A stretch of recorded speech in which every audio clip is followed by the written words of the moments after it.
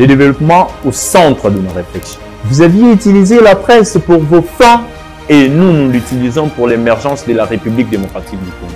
Match dans la société congolaise.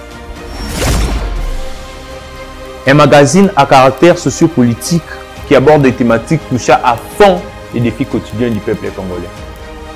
Accès à la santé, à l'éducation, à l'énergie, à l'alimentation, à la sécurité.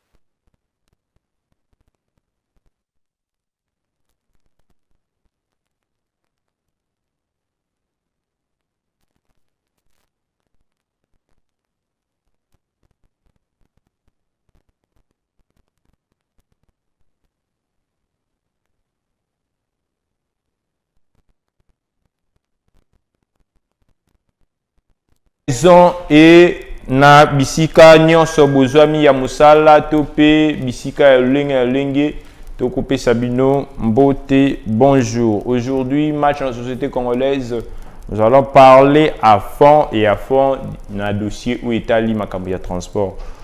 On s'est dit transport est parmi ba priorité na vie ya moto. Moto kolongana esika na ye ako bikela tiko koma esika wa alukaka vie alukaka ba moyen ya ko bikela, il faut transport. Moto kolongwa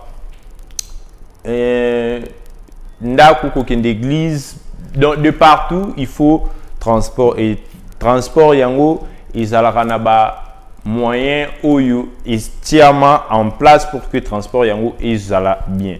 Na bongo on va parler de ça awa na mwana mboka Dani Kapiamba Oazali, analyste près du pouvoir, Tokosolola Naye, Maïmatali, Mboka Nabiso, République démocratique du Congo, Tokobandanano, parce qu'on est magazine sociopolitique, Tokobandanana, Makambo, Ezo, déranger société.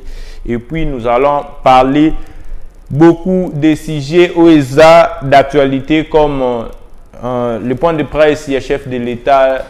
Félix Antoine Tshisekedi, Chilombona, homologue Naye, Emmanuel Macron. Et ensuite, nous allons brosser la situation de l'Est et d'autres sujets d'actualité. Nabongo, Mwanamboka, Dan Kapiamba, Mbote Nayo et Balalibuso, Nayo, Oya Kobeta na match na société congolaise, Lisolo, Koyokaka na Musika. Quelles sont vos impressions par rapport à magazine? Merci beaucoup l'arbitre national. Ouais. C'est pour moi une bonne impression émission Mounene. Ouais. Je dois vous le dire, les émissions Zolandama Makasi, il y a des jeunes vraiment qui sont plus attentifs. Il y a des émissions dans le match de la société congolaise, donc on est plus concentré dans Yango.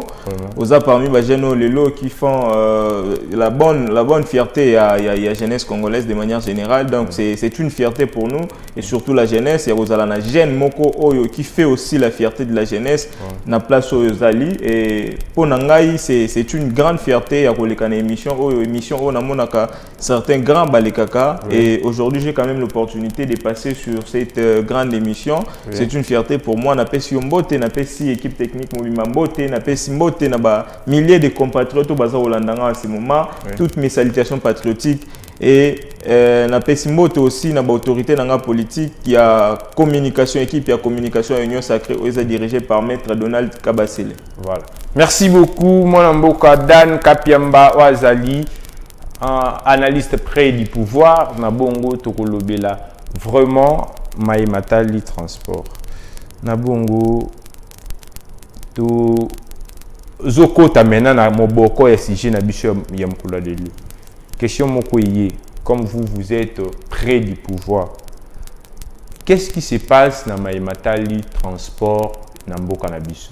Est-ce que l'autorité de l'État est absent ou bisomoko ba Congomani toko respecter maye o etiamité notamment bande kona biso ba chauffeur ba receveur ba o ba ko ivrer na secteur wana topé bato ya carburant bazo fina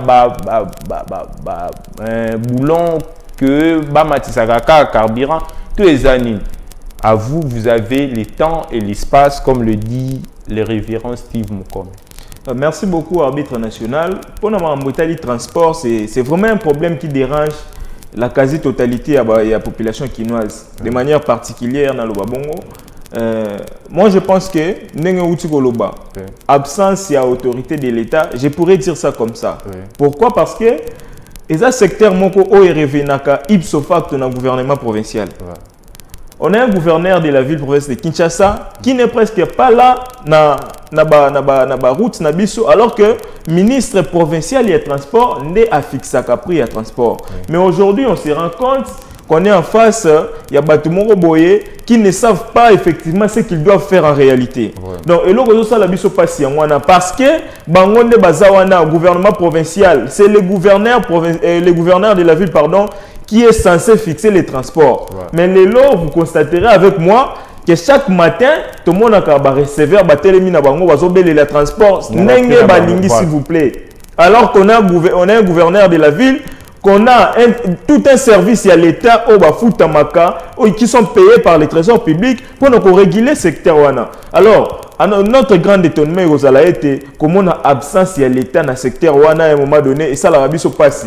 Être de l'union sacrée et ni que place Mabé Zali, bino il faut beaucoup couvrir beaucoup misango pembe. Non, l'avantage au biso tozakana l'union sacrée, tozakana liberté de penser. Et c'est ça le combat, l'héritage de Tshisekedi Wamulumbati qui est la biso. Tous la liberté de penser. Quand la chose va mal, tous la liberté à dénoncer. Voilà pourquoi on a même na IDPS quand les choses vont très mal, tu dénonces quel que soit titre à moto.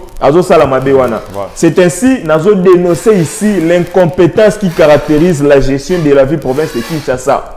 En commençant par leur tête, gouverneur Jantini Ngobila. Dans le secteur du transport, pour ne parler que de ça, monsieur le gouverneur, vous avez lamentablement échoué.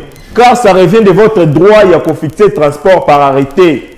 L'État peut sur Motindoana. Mais, à notre grande surprise, tout ce qu'on a été, le bureau de bateaux agent à l'État, qui interrompre pour contraindre Batouana à fixer le transport selon l'arrêté ministériel gouvernemental. Tout ce qu'on a noté. Donc, j'ai dit ici, j'en appelle ici à la conscience et au gouverneur de la ville, le ministre, excusez-moi, qu'on régule le secteur Wana. Le chef de l'État ne sera pas omniprésent. Il est là effectivement pour accomplir la mission du chef de l'État. Il est là pour accomplir la vision du chef de l'État dans le secteur, dans le territoire où il a géré. Mais dès lors qu'il y a des dérapages dans le secteur, il a l'obligation, il a le devoir de rendre compte, de rendre effectivement à Seigneur dans le secteur. Donc, fixation et transport, la responsabilité revient totalement au gouverneur de la ville. Il y a un ministre de transport provincial, il faut réguler, fixer le transport et contraindre les bateaux, le transport dans le Bango. Parce que vous parlez de droit où ils ont revenir dans le gouverneur, est-ce que vous pensez que le gouverneur à lui seul a régulariser la situation? Parce qu'il y a des problèmes, il y a des problèmes, il y a peine, il y a pêcheur, il y a des problèmes, il y a on peut les dire dans terme, il y a ce phénomène voilà. Il y a des gens qui à l'État qui transport sans qu'on foute. Nous avons un problème. Est-ce que lui c'est le gouverneur qui va faire Moussala? Arbitre national, j'ai rappelé ici, principe, il y a l'État providentiel. Cela revient à dire que l'État il faut se retrouver place sur la population de Yazali. Et causons que la gouverneur de la ville pour Nanini. Parce que dans le gouvernement provincial, il y a ville province à Kinshasa, tout ça, le ministre des Transports. Ministre des Transports, il faut réguler le secteur. Mais à ça, le ministre qui est sur terrain, il a des services où il accompagne. PCR et Zawana. Inspection provinciale de la ville de Kinshasa, il faut accompagner. Dès lors que dérapage est allé dans Zéla, il a droit, il y a combien de général Kassongo instruit, général Kassongo zana homme naïe, ou commettre sur terrain. Tout le monde a quand même donné interpellation, il y a bureau de. Mais il fait ça de manière régulière. Tu vas contraindre recevoir. Il faut qu'on contraigne parce que si on ne le fait pas, et qu'on dit que la loi va juste écouter il fixe les transports à sa manière, sans pour autant qu'on soit aval, il y a autorité établie. Ça, ce serait du désordre. Donc, ministre provincial, il faut travailler en collaboration avec les services, notamment la police, PCR, pour fixer effectivement le transport. Voilà. Merci beaucoup, mon amboka. Dan Kapiamba Ouazali, analyste près du pouvoir. De l'autre côté, nous avons un habitué à match dans la société congolaise, membre, il y a Nouvel Élan, parti cher à Adolphe Mozito, mon amboka Mike, Oyo, Tuzarane Sengo, Yakukuta, Naye, Pekolobela, Naye, Maï Matali, Mboka Nabiso, République démocratique du Congo. Mon amboka, dès l'entrée des jeux, tu es banane santé, et moi, quand la paix, tout mon nana, boni vie. Et les candidats. Merci. Mon amboka à l'arbitre national. On a ici des Konanga et des PSI Beauté. On a ici des Congolais pour aujourd'hui Bakou et pour la vision dans le magazine Beauté. Voilà. Oui, effectivement, moi, Kala, ils ont contrainte à la société. Nous allons il y a un moment qui est moins d'absence et c'est multiplié. Mais avant que nous ayons thématique na yo na prosepera na isaba kongomani banso bayebake mwana mboka Adolphe Mozito azali na espace Grand Bandundu oyo azali ko présenter offre politique na ye pe koyeba ba réalité oyo peuple ya 20 fonds azali ko vivre et tozali ko pesa merci na bana nyonso ya Bandundu grand espace Grand Bandundu ndeni bazali ko yamba son excellence Adolphe Mozito na le coup nyonso donc la kisi va prouver que c'est lui qui est le notable numéro 1 il y a espace Grand Bandundu donc to sepeli mingi ndenge ba ko yamba ebongo parce que lobby déjà kozala na territoire ya Bulungu après Bulungu akema Simanimba nde akokota ba Bandundu ville mais nazaki pe na eloko moko ko yebisa ba kongomani ba yeba été marche oyo ba lancé pour na samedi bandeko ya SID balancé pour na samedi ezali marche ya SID et non marche ya Lamuka parce que Lamuka ils allaient deux partis politiques ils allaient constituer Lamuka ils allaient Nouvel Élan na SID la plus grande partie nakati wana ezanani pardon la plus grande partie entre Nouvel Élan et SID la plus grande c'est comment je ne comprends rien partie à Mounene na bangomi balé non ils ont ndenge moko partie à Mounene toi mukeza ils allaient deux parties ils allaient constituer Lamuka mais la marche pour aller 11 to saluer initiative ya bande kwa SID mais to kosenga bango ke ba assumer ba ça la marche na kombo ya SID et non na kombo ya Lamuka nous le 17 novembre 2022 to organiser qui marche sur toute l'étendue ya République na kombo ya Nouvel Élan. Donc ceux qui balingi ba engager Nouvel Élan balinga engager Lamuka il faut tous les deux partis faut vendre pour tout signer document wana donc mais et tout le monde a peu moins boulou yeke côté parce que tout le monde na ba secrétaire général et ensemble il y a GLD donc on est à Lamuka donc Lamuka est organisé le côté ils a marché SID na ba parti mususu ba kongomani ba yeba yango soki na zongi na sijo na yokuta bino bo ko analyser d'abord retard ils a dit il y a embouteillage voilà en tout cas raison d'en parler bana ya ngaliema bana ya pompage bana Malueka bana ya City bana Ozone bana DGC bana Delvo bana Ipen bakolela kolongwa pompage pour comme ma ville il faut dépenser au moins ce qu'on dépenser mon 15 à 5 000 francs mais ce qu'on a na pompage mais ce qu'on a na Malueka aux alaka Mbudi aux alaka Kimbwala donc il faut dépenser na leka ka 7 000 francs parce que au tambolaka na ba moto mais au yebipé comportement ya bande konabiso bazali kokumba moto ndenge ba se comportaka donc pas si mon code pour le transport au condimate et ce que aujourd'hui na yokuta ndeko nanga IDPS akoloba makambo ya ba prix soko zuba prix oyo ba augmenter bandara na ngalema précisément DGC na pompage mais il y a pas suivi na yokuta ndeko nanga akoloba mais c'est l'absence de l'autorité de l'État où ils allient ko régner na mboka na biso ils allient ko lakisa suffisamment que tous allient na autorité de l'État té donc eza oyo toloba na lingala mboka ya bana na bana mutu ko contrôler mutu azalité donc na la muki na tongo na ndako nanga je na bimi na commencer à n'importe quoi na balabala et au vu de tout le monde personne o azoli ko reprocher nga mais l'État azali wana pour que a recadrer ba bazali ko bima na mibeko bazali wana pour balandela mibeko zali ndenge nini mutu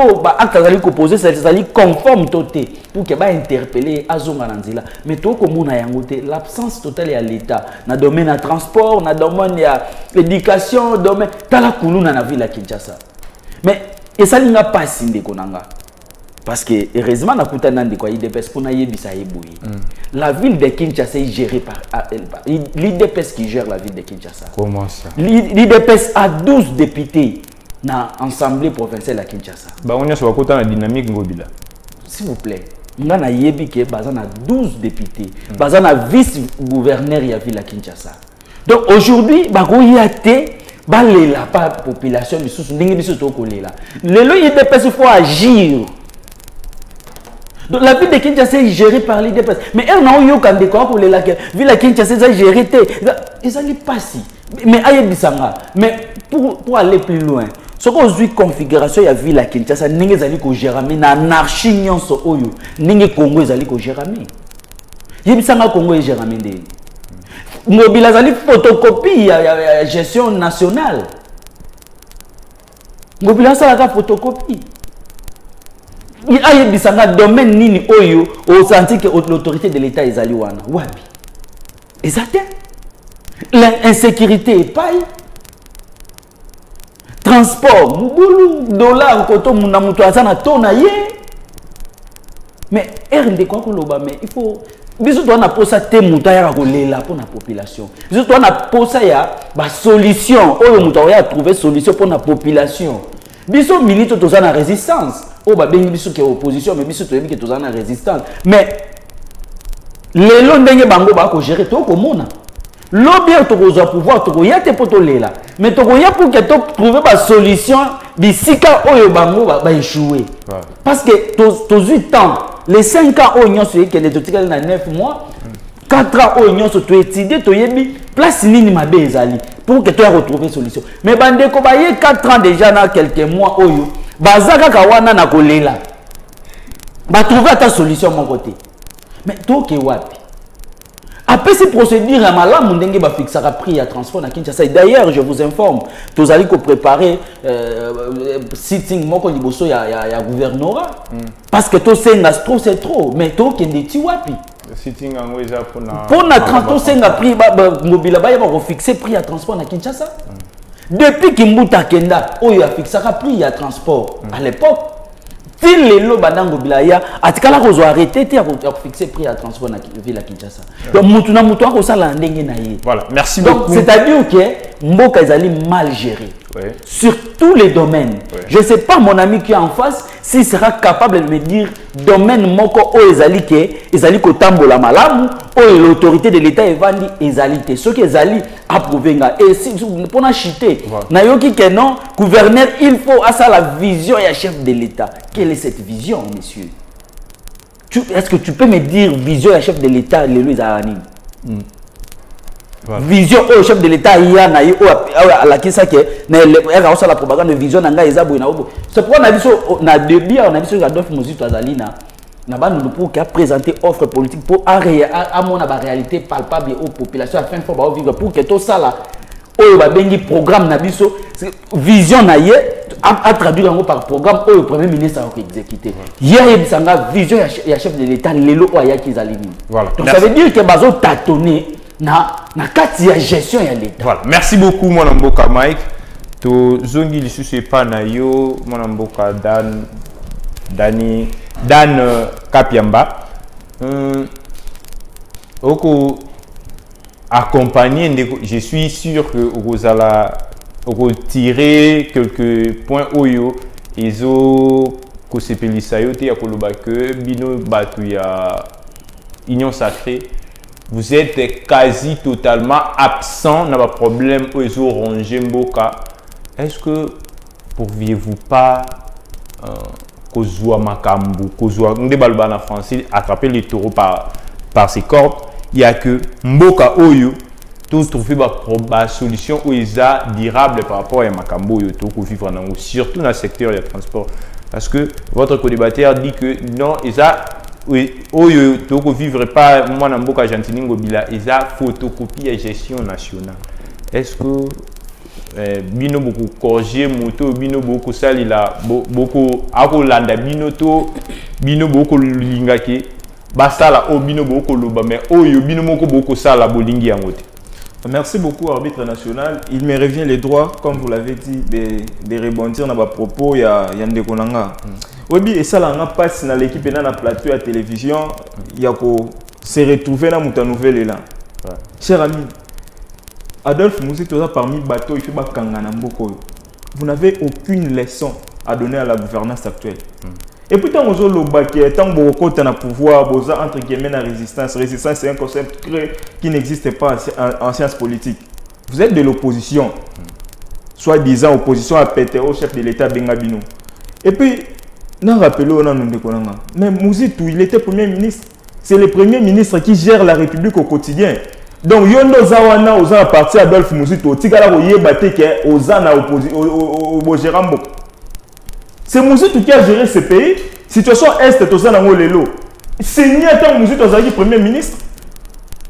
Bogera Mboka, Yeba Yangon de Konangai.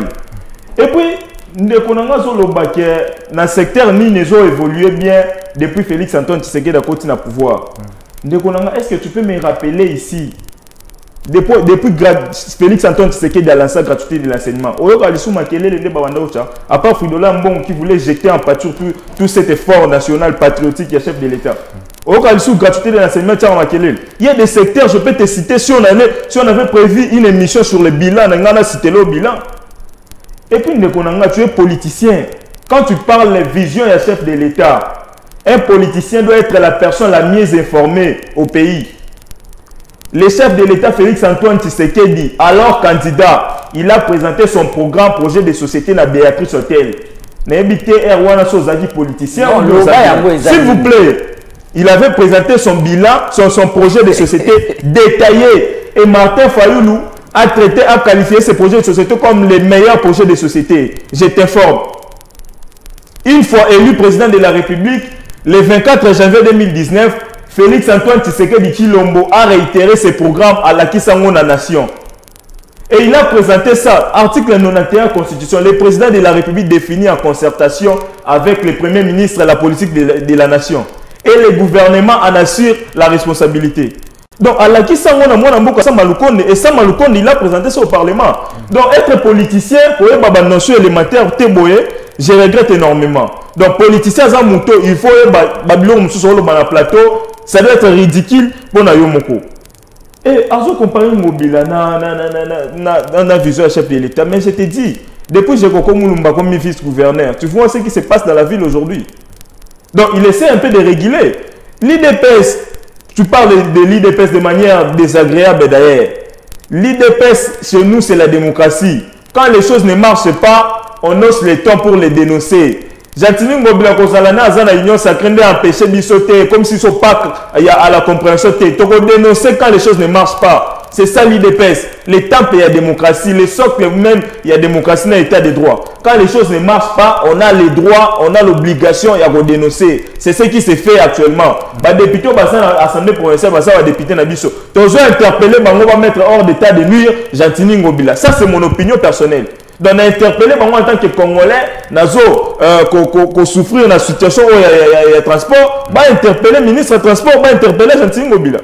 J'ai les droits. Et nous, on va te non, à l'IDPS, ce n'est pas comme ça. Et puis quand tu parles, au lobby, sur Gentini Ngobila, partout c'est comme ça. Est-ce que tu peux aller au Lala, elle est de l'Union Sacrée.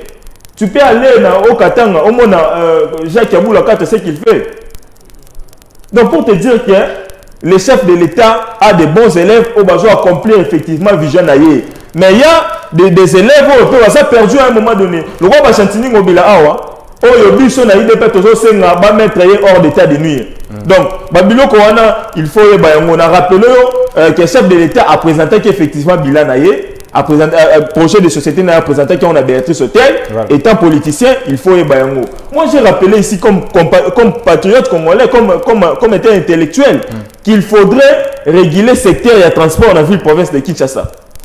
Donc, il faut nous arrêter opposants pour nous dire que nous noir, pour nous dire que nous pembe, si nous avons le pouvoir. J'ai rappelé, j'ai proposé aussi qu'il faut soit interpeller le ministre provincial des Transports, soit mettre hors d'état de nuire, en initiant une question orale. Et pas Nabino Kaka, quelles sont les politiques en marche pour contrôler la police ou la Zananzela. Donc, au tout bien à roulage, ça contrôler le lingekani parce que tout le monde a vie rébellée n'est pas na bango. Il y a des vidéos qui circulent de partout et comme vous dites que président de la République Oyo Aza porteur ya vision Oyo ozo adhérer Aza na vision moko ya malamu pona mboka na ministère intérieur le lingekani ba ko gérer ba élément na bango baza sur terrain na maimatali côté il y a transport et pas roulage et puis les autres services où ils en ont. Arbitre national, je crois que j'ai rappelé ici. Oui. Le gouvernement provincial est un ministère intérieur. Ouais. Ministre intérieur Azawana qui vient d'ailleurs de démissionner, mais pour assurer la chose courante, je crois qu'il y a une personne qui joue l'intérim. Qu'est-ce qu'il faut faire?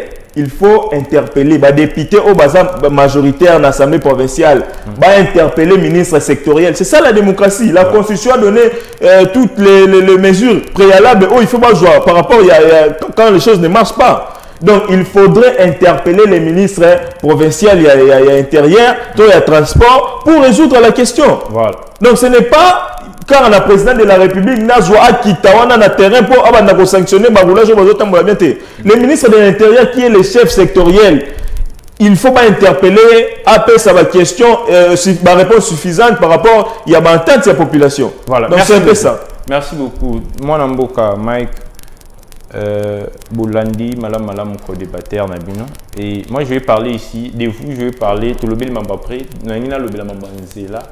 Na comportement et bande qu'on a biso ba chauffeur na ba receveur. Est-ce que comment vous trouvez étant leader d'opinion ce que ça appelle la prise de conscience na bande ko wana oyo bazara oyo eyembi nango fait rigola ke mafinga na bango imona na kalwa alisumuti. Donc comment normal ko finga batu incompréhension pour na bango et comment normal. Vous avez la parole. L'arbitre national merci sous pour la parole. Mais Nazara a difficulté sur la coutane de quoi IDPS. IDPS, il faut pas avoir temps au lieu que l'exabandeko na basé abanzete. Il faut pas avoir temps ya ko former bandeko na bango. Et surtout ndeko, je pense que peut-être à bandit télé sika, mais il faut qu'on a un peu modéré p. Erozo maloba na yo.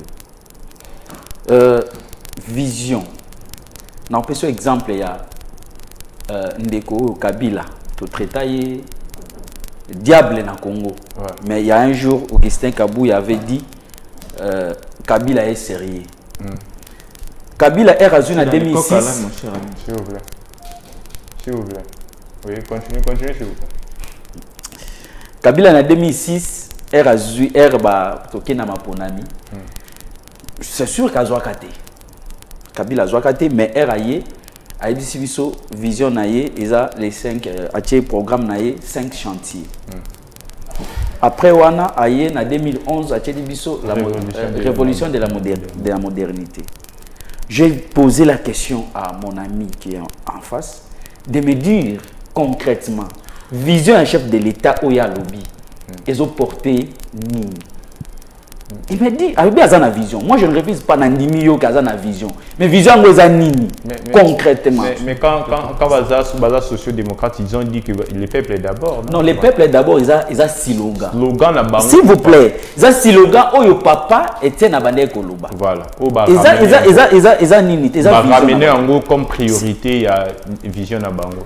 S'il vous plaît, logique. Voilà, merci. Donc, les peuples d'abord, ils ont vision. Voilà. C'est un slogan.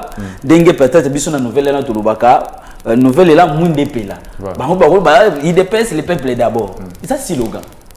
Ils ont vision.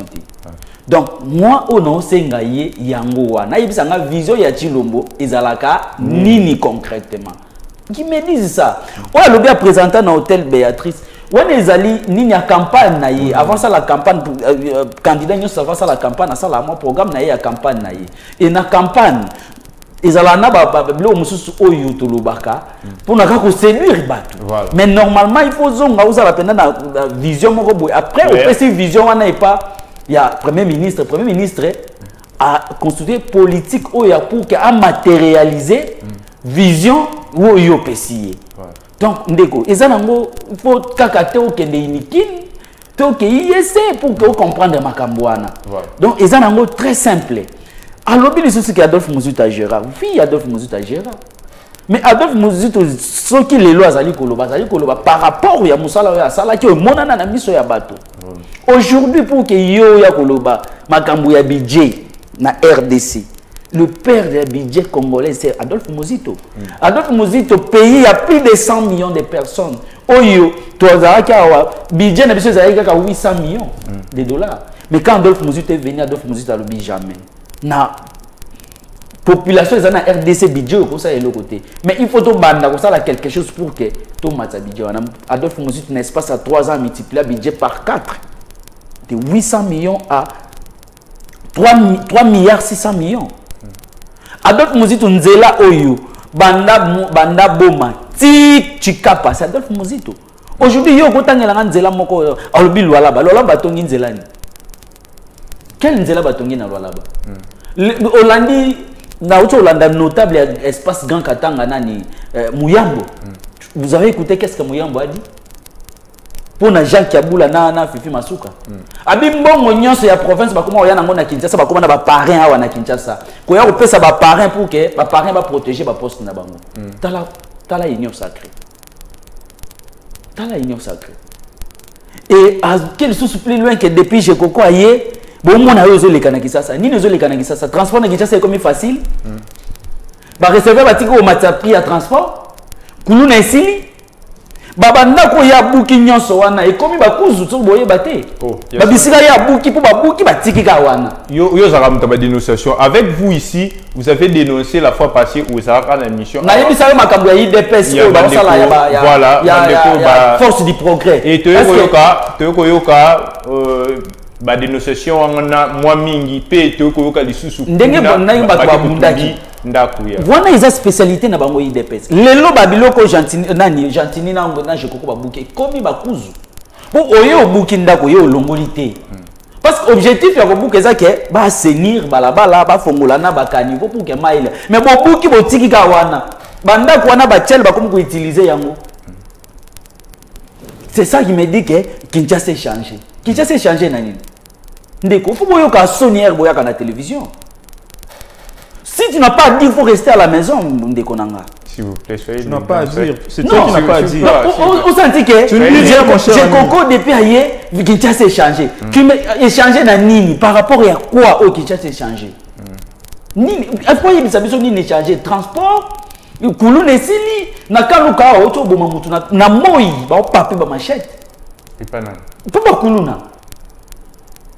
Et lelo ndako na dénoncer qui a force du progrès na IPECO ti lelo bazali lelo na uto le kawana bateta ba komisi ndako wana ba tsheba mabende ba koma ko tore wana na tongo ba ko tore ba meli agene est-ce que ya solo baza ba membre ya IDPS mais kende wana ko mona ba tche photo ya Félix Tshisekedi na Augustin Kabuya mais tout le monde c'est s'il vous plaît ezanda ko na bango officiel les acteurs ya kubomba et bitumba na yokaki eza ba kende ko menacer camarade moko avanda akuna na zone comme ne bobo asa peut mettre atika na ye akoma na ba faire na ye mais force du progrès pour bango soki mutazala la vie contraire na bango akomi ennemi na bango nde bakenda ko menacer ye nde retour bana quartier ba moni que non o ekomi kolekisa po ekomi 18 ans soko loki wana fo ba menacer yo nde bakotelaki bango ba menace wana ebandaki eti lelo bazali wana donc ndeko atika kolobaki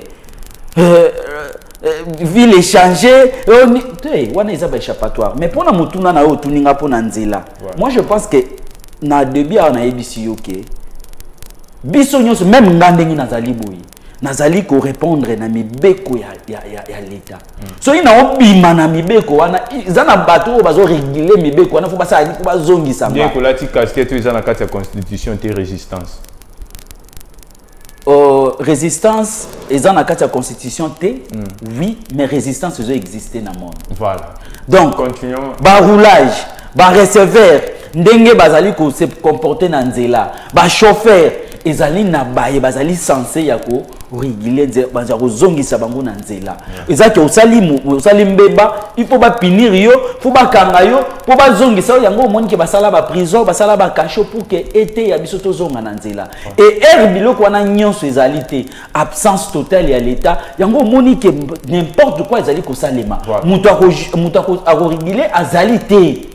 Voilà. Azalité. Donc roulage wana tinde ngozo dénoncer que ba roulage. Est-ce que roulage pendant comment ko zwa mbongo na en pleine journée bon chaka ba poche bon désolé ka awa. C'est ça ça là que 2018 ba congolais nyonso to qui mobiliser pour to luka nini changement. 2018 to qui déterminé. Yango monique na détermination ya peuple wana peuple alongaki na 2018.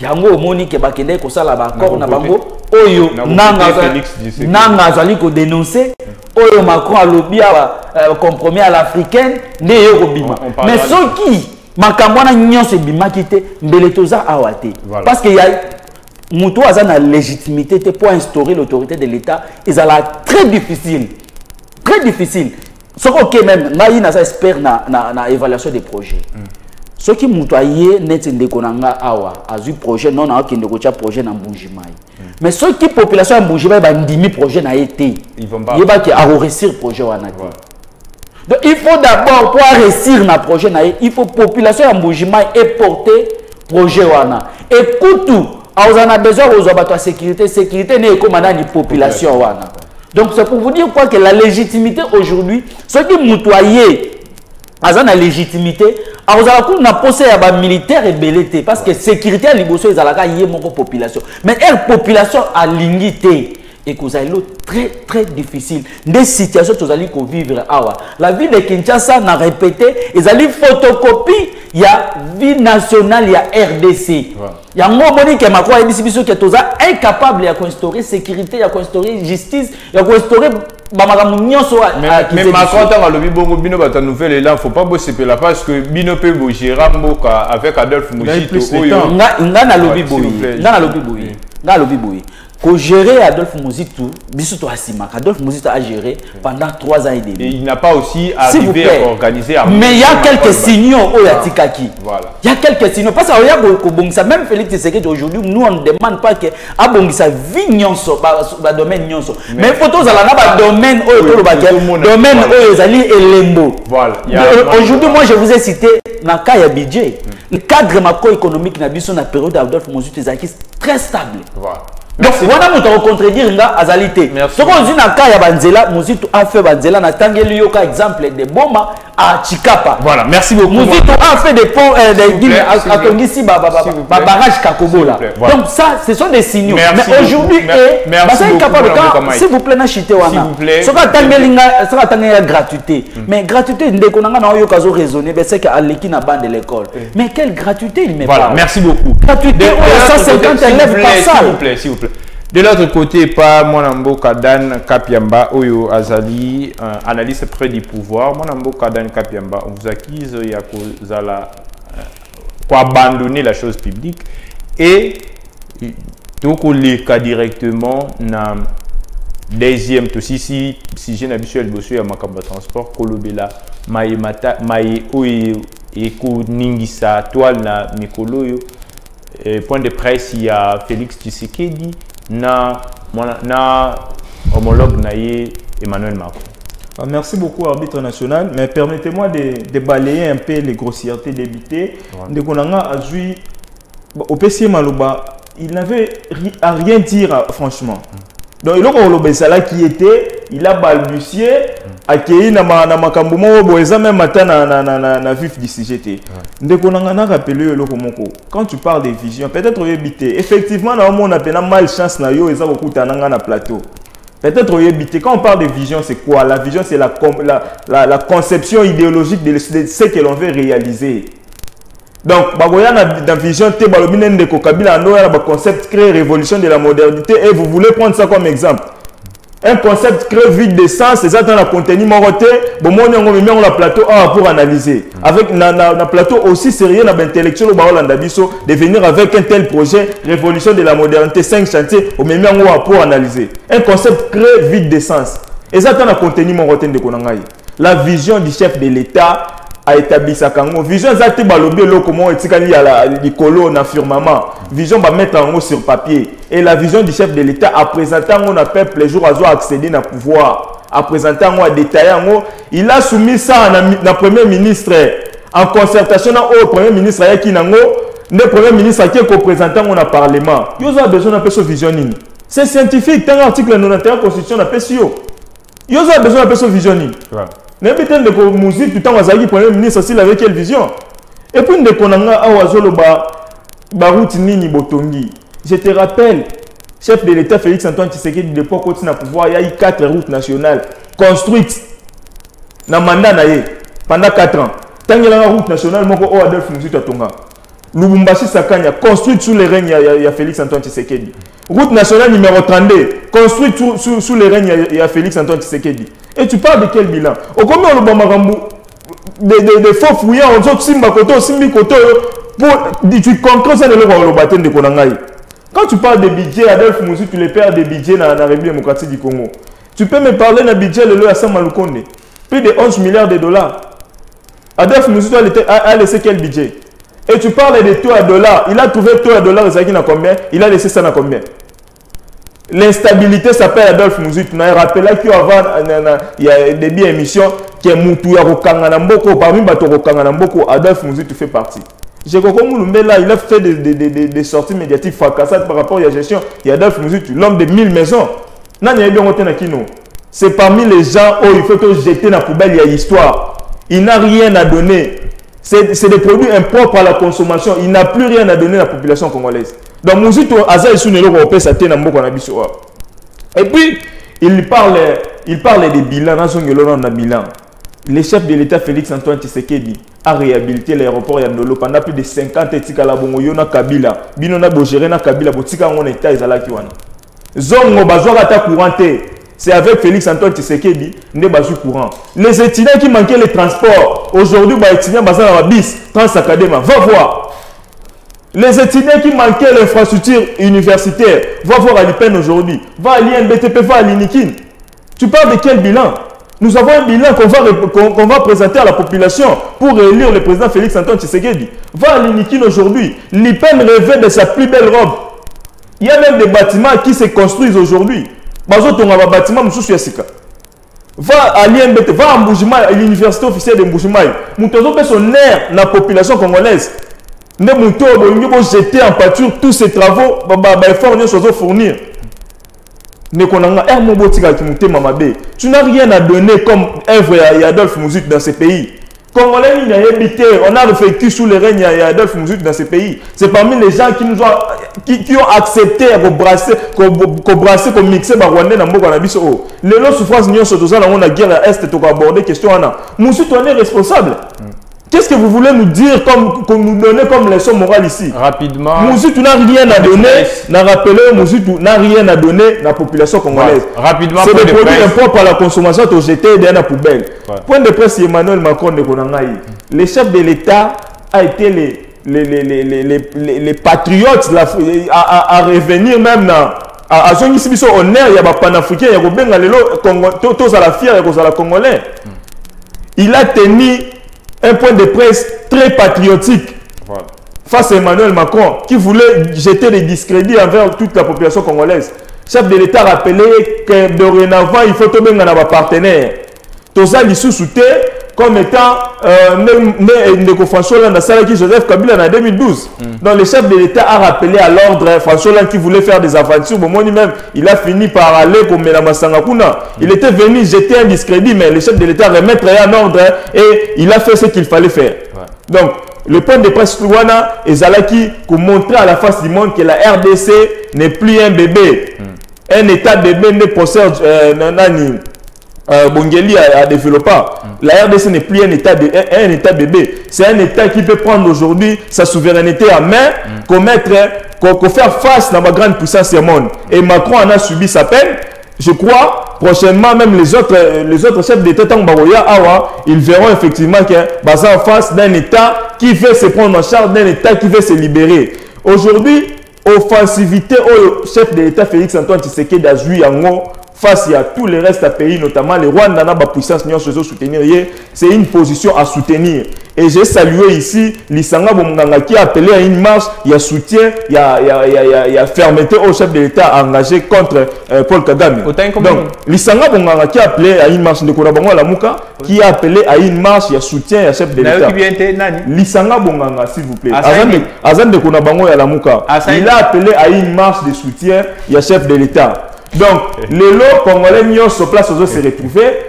On doit se rendre compte que le chef de l'État Félix Antoine Tshisekedi est le seul président, alors le seul président à mettre contre Paul Kagame. Aujourd'hui, Paul Kagame, c'est quelqu'un, même à Solana bébé, il faut attendre à combo à RDC. Voilà, même à Solana il faut attendre à combo à RDC. Parce que justement, on a eu un président à notre texte, Oyo, à se pointer du doigt, à indexer, à indiquer que c'est lui l'agresseur, c'est lui le leader. Merci beaucoup, Dan Kapiamba, Zungi Panayo, mon amboka Mike. Na point de presse, il y a président français Emmanuel Macron, mon amboka Félix Tshisekedi, Tosimba Nini. Eza liba les koufi, boyoka ni baby, parce qu'on appelle France, c'est un pays ami. Donc, Makabo baby, tondengeni. L'arbitre national, merci. Mais, oui, na vie, ils appellent qualité à un intellectuel. Il y a quoi simer. Et herba yebisio ke et si ka osali malamu te faut assumer que bon on a sali malamu te prochainement na sali na bongisa ils a qualité mais quelqu'un qui supportaka mutu te azo corriger correction to azo lakisa nzela mususu ils a blocage na vie mutu ayo katolité voilà ils a caractéristique ya bandeko ya IDPS c'est pourquoi na okota susu na ba na Hollande parce que on comprend que il veut faire l'honneur na ba parlementaire debout peut-être déjà il ça qui bango bazar na ba Hollande. Tu n'as rien à dire malheureusement. Mais na koyebisa oboyi. Na conférence de presse ya Macron na Chilombo. C'est que ba Congolais ba ko retenir ezalini. Chilombo voulait montrer na ba Congolais que il est accepté partout. Malgré le contexte où les cas en 2018, malgré, mais la communauté internationale va se porter. Mais malheureusement, où ils ont que Macron a bêté hyperkit et zuye. Les mêmes hyperkit papa bêta qui Macron a bêté. Maintenant, pourquoi il aussi porté est obligé à réagir quand il réagit ça qui va. Parce que ce que Macron a dit, est-ce que Macron a aussi? Toi, il a dit la vérité. Macron a le contexte de l'élection en 2018. C'est la même chose au Nanga. Nanga wazaki na nzungu. C'est la même chose au Yves Le Drian, mais le peut répéter en lisusu. Oyo Kagame alobaka muninga na bango frère na bango, yo nani oboya Kagame, eza bango. Tala lelo bakubebani na muninga na ye oyo erake pa muninga na biso bisa moni muninga wana azalaka boyi suka na ngo beba no te o azande konanga suko babebani alingi batu nyonso baya ko compatir na bango nana yembela Kagame wana martyr ezaki biso nana kenda ko signer ba accord na Kagame na Goma po azwa ba minere na biso pesa Kagame ezaki biso lelo ekomi Kagame comme olela partout comme mais Kagame olela bango mibale. Moi je remercie les peuples congolais na enthousiasme au bakomi nango vis-à-vis à gestion à l'état. Tala na 2022 combien de marches ça la minagoma batu bakufi bengani na Monesco. Pour ya kolakisa ke to lingi sur communauté internationale to lingi te ba relation na Rwanda na Uganda. Combien de fois batu basali ba marche en ambassade ya Rwanda. Mais vous félicitez ici beaucoup encourager Emmanuel Macron. Mais Emmanuel Macron non, to souhaita ki Emmanuel Macron la bienvenue pour que to banza ki été oyo bazo lo baki bazali bazo diriger mboka oyo bako yebisa Emmanuel Macron en face parce que en réalité guerre oyo izali na est wana eza Kagame manipulé voilà eza na baye bazali sepela na Emmanuel Macron yo kabiso to tiko sepela na Emmanuel Macron te voilà to souhaiter qu'il la bienvenue pour que ba yebisa ye vérité en face que botika ko soutenir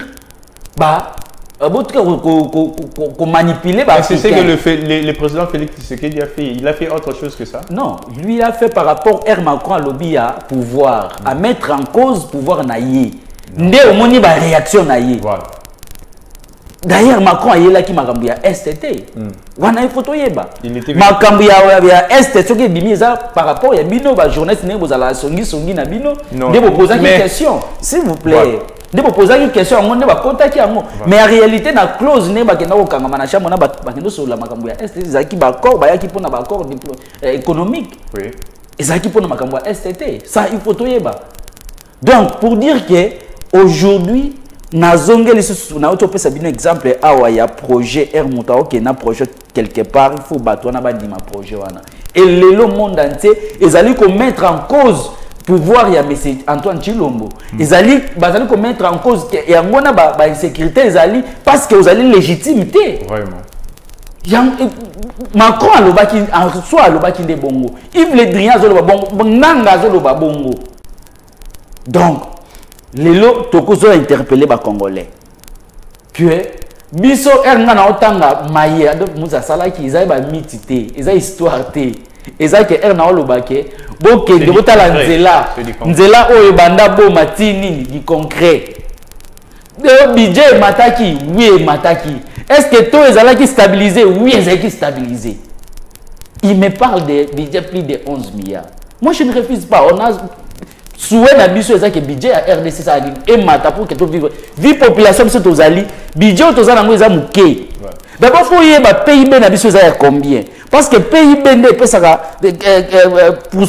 30% ya PIB les à la budget na biso PIB na biso eza combien pour budget na biso eza combien tu as dit de 11 milliards ici budget wana o balobi basala qui augmentation si c'est est-ce que yo banda oza oyoki la loi babingi loi rectificative pour que bazwa mbongo esala ki excédent wana ba incorporer na budget à l'état basala ngo déjà basala ngo wa je n'ai pas informé j'aurai la parole parce que biso soko tali na ba tribune ya 29e tribune na biso et lobby ke to banozela na septembre 3 rentrées parlementaires 3 rentrées scolaires rentrée parlementaire na rentrée académique na rentrée parlementaire to banozela baye la biso ba pesa biso proposition ya budget 2023 pe to banozela la loi rectificative ya budget 2022 si le loi batikala osala ngo to mona kaka projet de loi ya projet ya budget 2023 donc ndeko pour te dire que pour que tout ça la bien ezakete ba oyo basala ki liboso même Kabila il a fait quelque chose pour ce pays faut to reconnaître yango que non asala ki quelque chose asala ki boye biso to kuti boye to kende boye mais on se contredire na ba kontina yo mais bu kontina yo secrétaire général na ya lobby que Kabila c'est un homme sérieux parce que Kabila avait fait quelque chose mon continent Félix Tshisekedi a lobby que Kabila tikelinga armée mais yo le ozo mettre armée en cause au lobby sous que ba M23 neza ba dan R Macron oloba que depuis 1995 94 oyo makambwane ba Adolphe Musa zai premier ministre voilà et type ndengozawana s'il vous plaît na chité ndengozawana télévision za zelana exayo moi nini à San City voilà c'est muta représentant opposition ils allaient Étienne Tshisekedi voilà oyo basala mixage na brassage auto zo ba généraux bazali merci donc on peut dire que muta koti saka ba généraux wana eza Étienne merci beaucoup donc Donc, vous comprenez l'autre, tu parles seulement pour qu'il y ait Yokayo. Et l'autre, on a 2009, vous avez dit recommandation et Assemblée nationale. C'est pas un seul individu de se prendre la décision, monsieur. S'il vous plaît. Nabongo, Tokozonga Panayo, on est à la fin. Synthèse par rapport à ma réunion sur Euti Kolobama Awa et proposition Nabino na Maï Matali guerre Est et Zanini parce que télévision Zangonga to komina suka ya match. Merci beaucoup arbitre national. Ndeko nanga zamba difficulté belé. Quand dans le bac au départ que ozana difficulté pena munene. Et malchance na yo encore une fois, quand tu parles de légitimité, et la légitimité c'est quoi? Moi je suis politologue de formation. C'est l'acceptation populaire. Et l'acceptation populaire, mouto aza na tête ya pays. Et là on y la population lignité. C'est dans des marches. La population s'exprime dans la voie à manifestation publique. Depuis que vous êtes en opposition, soi-disant opposition à péter au chef de l'État Bengali, combien de marches vous saluez? Combien de marches vous saluez avec quel engouement à la population?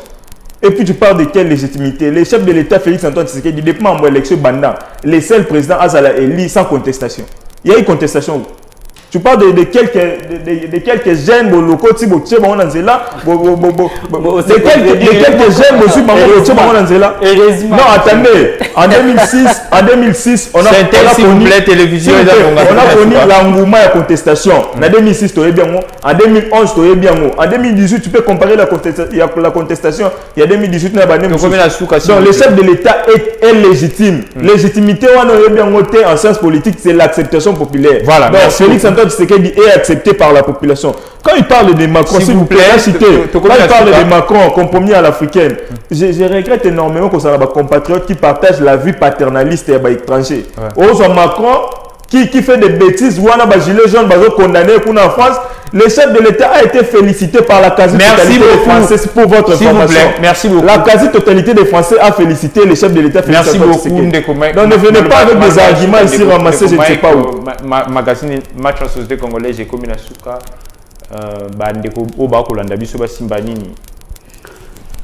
Merci. Merci pour l'invitation. Et Naba Congolais ba pe sarabiso attention à Rolanda biso. Pour na makambo nyonso zoleka na RDC, ba Congolais faut Zimbabwe. Ba M23 toko kenda bango na ba négociation té. Ba M23 il faut te défaire bango sur le plan militaire. Nde wana tokozwa kimia na Est. Mais la question où je me pose encore, le loba M23 ça biso bazana mindu kimoko ya exceptionnel. Mais na otuna awa na kwa mutu baza pe na mindu ki ya bongo. Donc deuxième chose ba Congolais faut ba yebaki tous en année électorale. To voter, to kende na maponami. To yoki pendenge ba obanga déjà élection. Mais biso peuple tous obligé élection. Mais to voter muto oya biso programme. To la biso c'est parce que ça mona limité to voter voilà té. Magazine Ekomina Suka na bongo bandeko to sololi. Merci beaucoup à vous nos invités Ndeko Mike, Ndeko Dan Kampiamba et puis Ndeko Mike. Magazine Match en Société Congolaise Ekomina Suka. Botika la Malamo est resté branché à nos programmes et puis Toko Pesabino rendez-vous Moukoulaya Lobby pour parler de la parité avec les femmes ici sur le plateau.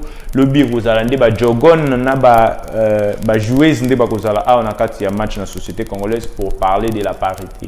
Voilà. Botika la Malamo et que l'Éternel vous bénisse. Merci beaucoup. Match en société congolaise ici. Merci.